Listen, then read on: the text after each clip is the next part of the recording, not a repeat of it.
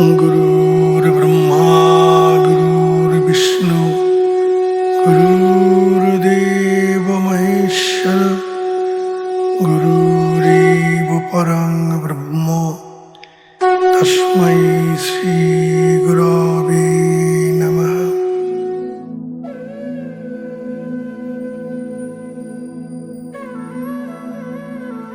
परम করুণাময় গুরুদেবের নামে বেদান্ত পাঠশালার পাঠ শুরু করছে।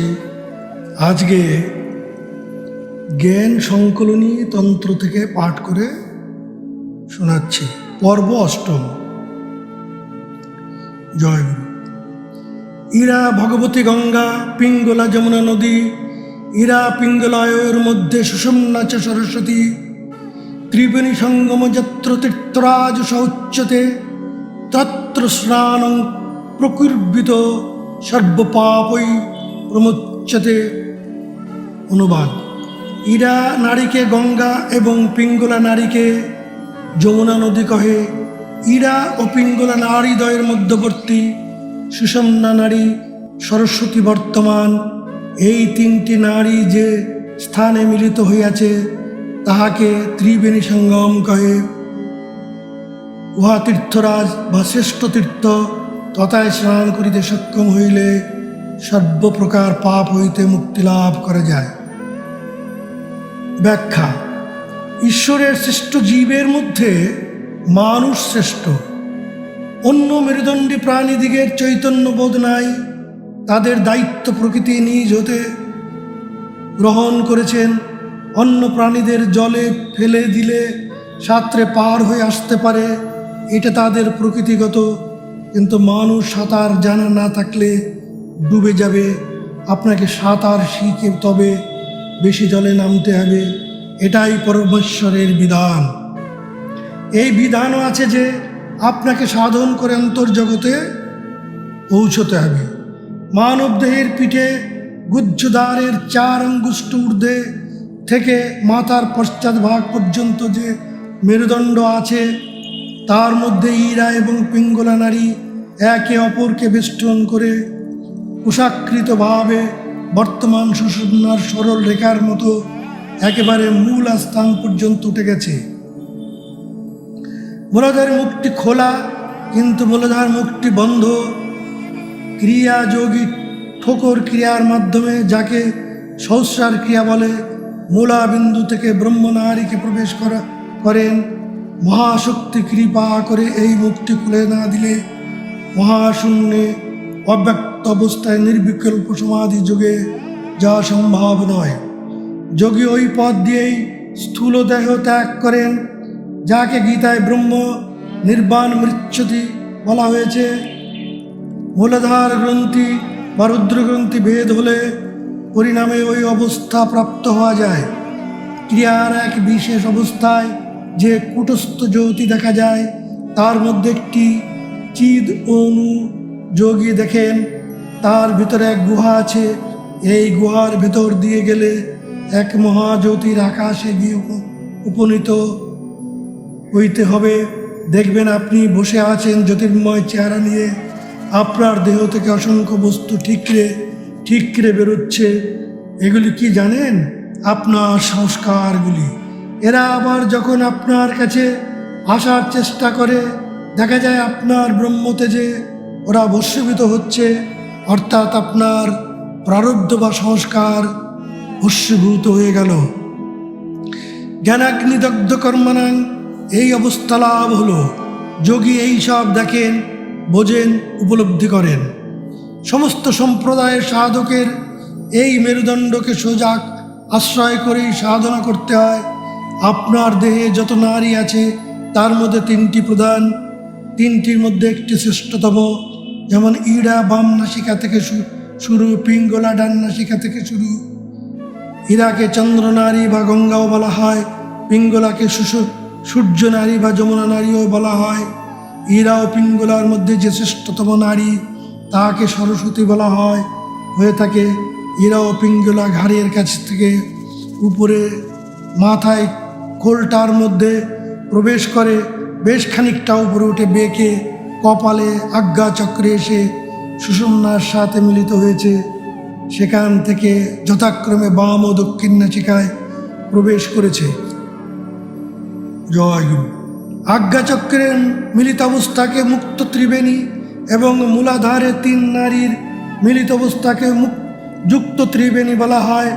মুক্ত ত্রিবেণী সর্বতীর্থের সার বা শ্রেষ্ঠ, কারণ সাধন করে করে মূলাধার থেকে আজ্ঞা পর্যন্ত এসে ত্রিবেণী পার হয়েই অব্যক্তে প্রবেশ করতে হয়। ভ্রুদয় থেকে মূলা পর্যন্ত যেখানে টিকে রাখা হয় 10 আঙ্গুলি স্থানই নারায়ণ ক্ষেত্র। নারায়ণের স্নানের মন্ত্রে অতি তত্ত্বতিষ্ঠ 10 আঙ্গুলম, এই স্থানটি ইন্দ্রিয় রাজ্য প্রবেশ পথ, কিছু আজ্ঞার মেইন গেট অর্থাৎ গগন গুহা। আপনার শ্বাস প্রশ্বাস পালা বদল করে বইছে, কখনো ডান কখনো বাম নাক দিয়ে বইছে, কখনো দেখবেন 2 নাক দিয়ে সমানে বইছে। যখন 2 নাক দিয়ে বইছে তখন বুঝবেন সুষুম্না অন্তর্গত প্রাণবায়ু। তন্ত্র কি বলছেন? ন দিবা পূজয়দ্দেবীং রাত্র নৈব নৈব চ সর্বদা পূজয়দ্দেবীং দিবারাত্র ন পূজয়েত, অর্থাৎ দিনের বেলা দেবীর পূজা করবে না, রাত্রিতে তো কখনোই নয়। তাহলে কখন পূজা হবে? সর্বদা অবস্থায় পূজা করবেন, দিবারাত্রি অবস্থায় পূজা করবেন না। যোগী যাকে সূর্য নারী বলেন, তন্ত্র বলেন দিবা বা পিঙ্গলা। যোগী যাকে চন্দ্র নারী বলেন, তন্ত্র বলেন রাত্রি বা ইরা। তাই দিনের বেলা বা রাত্রে অর্থাৎ কখনো ইরা কখনো পিঙ্গলা, এ অবস্থায় ইষ্ট পূজা নিষেধ। সাধারণত মহানিশায় মহাশক্তির আরাধনায় শক্তির সাধক ব্রতী হয়ে থাকেন। চন্দ্র মনের প্রতীক। যখন চন্দ্রের এক কলাও অবশিষ্ট থাকে না, অর্থাৎ মনের নিরালম্ব বা নির্বিকল্প ভাবী অমাবস্যা, তাই পরিপূর্ণ ভাবে ইচ্ছারহিত ভাবী নির্বিকল্প অবস্থা। মহাশক্তি পূজার পবিত্রক্ষণ। সামান্যতম আসক্তির আশু থাকলে কালী পূজার অধিকার হয় না। সূর্যাস্তের 3.5 ঘন্টা পরে মহানিশা, এই সময় প্রকৃতি শান্ত ভাব ধারণ করেন। যোগী কি বলেন? সুষুম্না অন্তর্গত প্রাণবায়ু যখন বইবে তখনই মহানিশা, ঠিক এই করে ধরতে হয়। সেখন সকাল দুপুর সন্ধ্যা বা রাত্রি যখনই হোক না কেন, যোগী প্রাণায়াম সহকারে আত্মস্থ হয়ে আত্মজ্যোতি দর্শন করতে থাকেন। সাধক ইষ্ট ধ্যানে মগ্ন থাকেন।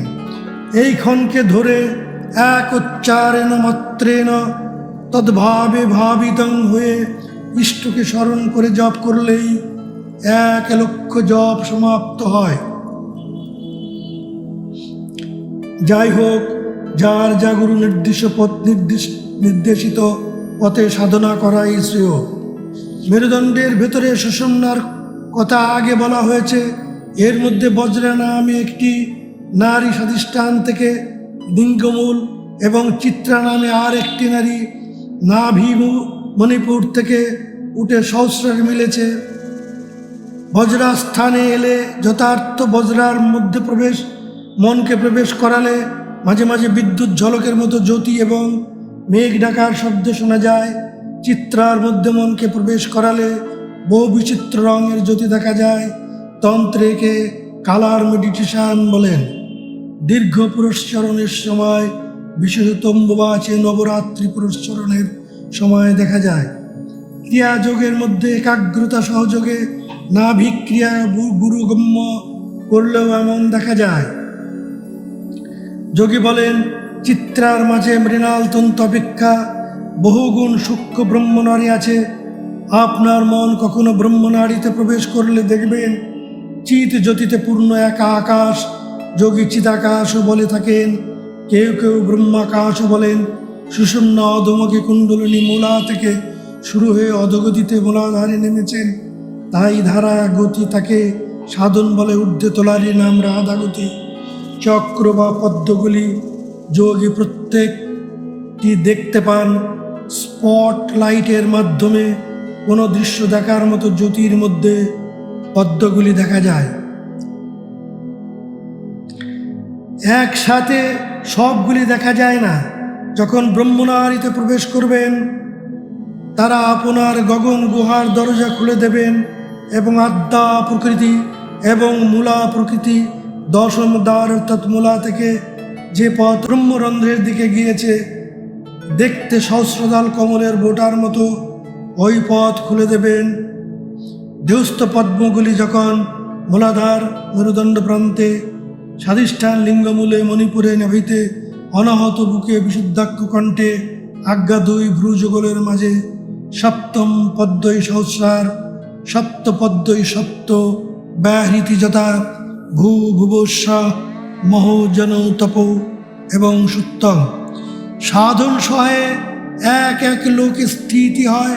প্রায় শোনা যায় উনি পঞ্চম স্তরের আত্মা ইত্যাদি। আপনার সাধনায় ঠিক করবে আপনি কোন স্তরে স্থিত হবেন। আপনার সাধনায় স্থিতির টিকিট দয়াল গুরু তার ঐশ্বর্যের প্রভাবে একটা স্থিতিতে কিছুক্ষণ রেখে দিলেন বা নিয়ে গেলেন, নিচে নামিলে ইন্দ্রিয়গণ রেলে করে ধরবে। ভাই নিজে সাধন সাহায্যে পাকা সিঁড়ি তৈরি করে যদি ত্রিবেণী পর্যন্ত না হোক কণ্ঠ পর্যন্ত যেতে পারেন, সেখানে থেকে পরমাত্মা আপনাকে বরণ করবেন।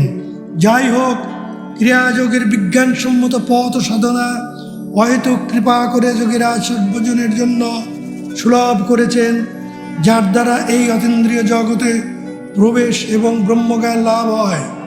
মনে রাখা দরকার, যোগীরাজি বিভিন্ন দেহকে আশ্রয় করে ক্রিয়াদান করেন। ব্রহ্মবিদ্যা বা ক্রিয়া দানকারী সদ্গুরুগণ যদিও বিভিন্ন স্থূল দেহ, তবু একই সত্তা। কোনো মতেই যেন ভেদ জ্ঞান না আসে। গুরুর কৃপা ভিন্ন নিত্য কুটস্থ দর্শন হয় না।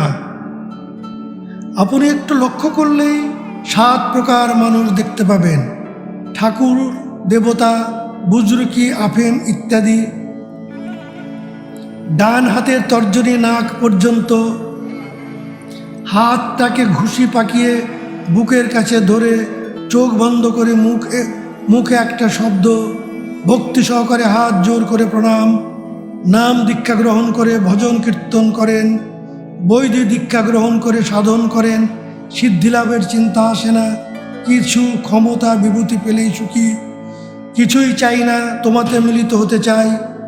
আমি তুমি, তুমি আমি, সব হারা হয়ে বুধ হয়ে সর্বক্ষণ ব্রহ্মানন্দ অবস্থায় থাকতে চায়। দেহত্যাগের পরে আর যেন মৃত্যু না হয়। 7 নম্বর অবস্থা আসক্তিশূন্য নিবৃত্তির পথ। যোগী এর জন্য দরকার অন্তরে তীব্র বৈরাগ্য, একাগ্রতা, একনিষ্ঠতা এবং সাধন। শাস্ত্র কি বলে জানেন? যক্ষ রক্ষ গ্রহ ভূত পিশাচ অপ্সরা দানব গন্ধর্বা, এই 8 স্তর পার হয়ে বাহ্য সমস্ত স্থূল সাধন ভজন শেষ করে আপনি শেষ পর্যায়ের সাধন যোগ দীক্ষা যোগাভিষেক পাবেন।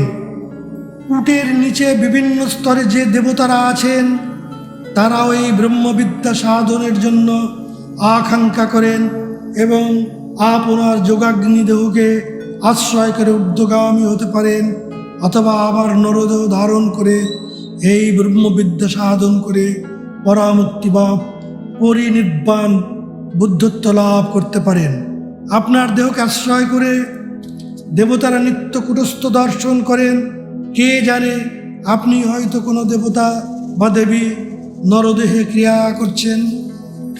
ক্রমসাধনার পথে যদি উঠতে চান, তবে এই জন্মেই আপনি সর্বশ্রেষ্ঠ তীর্থমুক্ত ত্রিবেণীতে পৌঁছতে পারেন এবং বহু বহু জন্মের প্রারব্ধ সংস্কার থেকে মুক্ত হয়ে জীবন মুক্ত অবস্থায় অবস্থান করবেন। মূলাধার থেকে কণ্ঠ পর্যন্ত বা সহস্রদল পর্যন্ত গেলেও আপনার জন্ম মৃত্যু রোধ হবে না। ভগবান কি বললেন? ব্রহ্মভুবনলোক পুনরাবর্তিন অনুর্জুন। কিন্তু আপনি যদি কুটস্থের পথে যান, অর্থাৎ মাম উপত্যতু কন্তেও, তবে পুনর্জন্ম ন বিদ্যতে, পুনরায় জন্ম হবে না। মাম উপত্য পথই যোগের পথ। আত্মস্থ হওয়ার পথ আত্মায় স্থিতির পথ। কণ্ঠ পার হওয়ার পথে 6টি মস্তান তাদের অস্ত্রশস্ত্র নিয়ে ত্রিবেণীর ঘাটকে পাহারা দিচ্ছে। সব কয়টি রিপু ও পঞ্চগুণ একসাথে ঘাটে বসে আছে। কাম, ক্রোধ, লোভ, মোহ, লজ্জা এদের স্থান কণ্ঠে। আপনি কি করবেন? প্রাণপণ করে গভীর প্রাণায়াম সহযোগে কুটস্থ বিন্দুতে মনটাকে জব্বর ফিক্স করে দিয়ে এগোন। ব্যাস, মস্তানরা আর কিছুই করতে পারবে না। সাবধান, নামলেই ধরবে। তাই আপনাকে পরাবস্থায় থাকতে হবে। অভ্যেস করুন, মনে কোনো চিন্তার লেশ মাত্র থাকবে না। শূন্যে নিরালম্বভাবে থাকার চেষ্টা করুন। কিভাবে করবেন? অভ্যাসে নতুকন্তেও, অর্থাৎ অভ্যাস ও বৈরাগ্য চিত্ত বসে নাই যার। আমার বিশ্বাস, যোগ দুষ্প্রাপ্য তাহার। কঠোর অভ্যাস ও তীব্র বৈরাগ্য সাধনে নিরালম্ব ভাব আসবে। ত্রিবেণীতে একবার যদি ডুব দিতে পারেন, ব্যাস, আর কে পায়? অদ্বৈত পথের যাত্রী চলছেন, কূটে প্রবেশ করলেন, পার হয়ে চন্দ্র অর্থাৎ মনের বিলয় স্থান, তারপরে আত্মসূর্য বা বিবস্বান ক্ষেত্রে গেলেন, শুদ্ধ চৈতন্য স্থান। এই সূর্য ভেদ হলে যে স্থান, সেটি গীতার ভাষ্য, ন তদ্ভাস হইতে সূর্য ন চন্দ্র ন পাবক যদ্গত্য ন নিবর্তন্তে তদ্ধামং পরমং মম। সূর্য, চন্দ্র, অগ্নির কোনো প্রকাশ নাই। নিত্য চিরভাস্বর জ্যোতির্ময় আকাশ। বিবস্বান পর্যন্ত গেলেও আর আসতে বা জন্ম হয় না। এক অনাবিল আনন্দ, অনাদি অনন্ত জ্যোতির আকাশ। এখান থেকেই ভাই একা যেতে হবে। গুরু নাই, শিষ্য নাই, দেব দেবী নাই। একা চলেছেন পরম প্রেমময় পরমেশ্বরের কাছে। স্মরণ করুন, যৎ কৃপাতমহং বন্দে পরমানন্দ মাধবম। হঠাৎ দেখবেন জ্যোতির মধ্যে ফট করে একটা অষ্টদল পদ্ম হয়ে গেল। তন মধ্যে নীলবর্ণের এক পুরুষ, নীলকান্তমণি সদৃশ। তিনি পুরাণের মহাবিষ্ণু। ওঙ্কার গীতায় এক সুন্দর শ্লোক আছে, হৃদয় স্থিতং পঙ্কজম অষ্টপত্রং সকর্ণিক কেশর মধ্যে নীলম অঙ্গুষ্ঠমাত্র মূনয় বদন্তি ধ্যায়ন্তি বিষ্ণু পুরুষং পুরাণম। এই অঙ্গুষ্ঠমাত্র পুরুষে মহাবিষ্ণু। এই রূপ মিলিয়ে যাবে, তারপরে ত্রিভুজ অর্থাৎ এক চতুর্ভুজ মূর্তি দেখবেন। সেই রূপ মিলিয়ে যাবে, তার জায়গায় আপনি আপনাকে দেখবেন, অর্থাৎ আপনি যে স্বরূপত নারায়ণ এটা বুঝতে পারবেন। কুটস্থ ভেদ করে সূর্যমণ্ডল বা বিবস্বান পার হলে ওই অবস্থা হয়। বা প্রভু বা স্বামী বা মহন্ত পদবাচ্য হয়ে এক বা অনাশ্রিত আনন্দ উপভোগ করবেন। অখিল জগৎ আনন্দেরই ধাম মনে হবে। আনন্দের দ্বারা জীব সৃষ্ট। যে আনন্দ হতে আপনি নেমে এসেছিলেন একদিন, আবার সেই আনন্দে অবগাহন করবেন। এই ব্রহ্মানন্দং নিজ বোধরূপং চিদানন্দ রূপং শিবহং শিবহম। সমগ্র জগতে আনন্দময়, আনন্দময়ীর চিন্ময় রূপ। জগতে আনন্দ যজ্ঞে আমার নিমন্ত্রণ। ধন্য হলো মানব জীবন। রবীন্দ্রনাথ ঠাকুরের সেই উদাত্ত আহ্বান। আপনাকে মহামায়া বেশিক্ষণ ওখানে থাকতে দেবে না। নামিয়ে কুটে নিয়ে আসবেন। পরমাত্মাই যে সর্বদেহের জীবাত্মা রূপে প্রকট, এই বোধ ইতর প্রাণীদিগের নাই। মানব দেহ ধারণ করে সাধন দ্বারা তাকে উপলব্ধিতে পাওয়া যায়। বহু জন্ম অতিবাহিত হয় ঈশ্বরীয় ভাবে অনুপ্রাণিত হতে। সাধারণ মানুষ দেহটাকেই আত্মা বলে ভাবে এবং দেহের পরিপোষক ভিন্ন অন্য কিছু চিন্তাও করতে পারে না। দেহকে বাদ দিয়ে দেহিকে পাবেন এবং দেহির ভাবনায় দেহাতীত অবস্থায় অর্থাৎ সমাধি অবস্থায় পুরুষোত্তমকে পাবেন। দেহিকে জানবার পর কি অবস্থা হয়? রবীন্দ্রনাথের ভাষায়, আমি জেনেছি তার মহান্ত পুরুষ যিনি আধারের পারে জ্যোতির্ময়, তারে জেনে তার পানে চাহি মৃত্যুরে লঙ্ঘিতে পারো অন্য পথ নাহি। এই অঙ্গুষ্ঠমাত্র পুরুষই পুরুষোত্তম। গীতায় খর পুরুষ ও অক্ষর পুরুষ এর উল্লেখ আছে। খর পুরুষই ব্রহ্মা থেকে স্থাবর জঙ্গম মাত্রকে সৃষ্টি করল, অর্থাৎ বিনাশশীল জগতে আছেন। আর এক পুরুষ আছেন যিনি অক্ষর পুরুষ, অর্থাৎ অবিনাশী কূট। এই কূটে যার স্থিতি তিনি কূটস্থ বা আত্মা বা গুরু। কূটস্থের জ্যোতি প্রকৃতি, খর এবং অক্ষরের অতীত অবস্থায় পুরুষোত্তম অবস্থা। পুরুষোত্তমই পরমাত্মা, পরমাত্মাই ঈশ্বর ভাবে তিনি লোক ভূভুবস্রা আবর্তন থেকেও পঞ্চকোষের অতীত অবস্থায় অবস্থান করেন। ঈশ্বরী আবার যখন পঞ্চকোষের অতীত অবস্থায়, যখন পরমাত্মা পঞ্চকোষে কোনো কিছুই তাকে স্পর্শ করে না। মূলা গ্রন্থে ভেদ না হলে বা সুষুম্নায় প্রবেশ না করলে এই অবস্থান বোঝা যায় না, এবং সুষুম্নায় চিদাকাশে প্রবেশ না করলে চিত্তের এই ভাবে লয় হয় না। মুণ্ডক উপনিষদে আছে, দিব্য হি মূর্ত পুরুষ সবা হি অভ্যন্তর হি অজ অপ্রাণ হি মনা শুভ্র হি অক্ষরাৎ পরৌতঃ পরহ। সেই জ্যোতির স্বরূপ পুরুষের কোনো আকার নাই, তিনি বাহিরে ও ভিতরে সর্বত্র বিদ্যমান।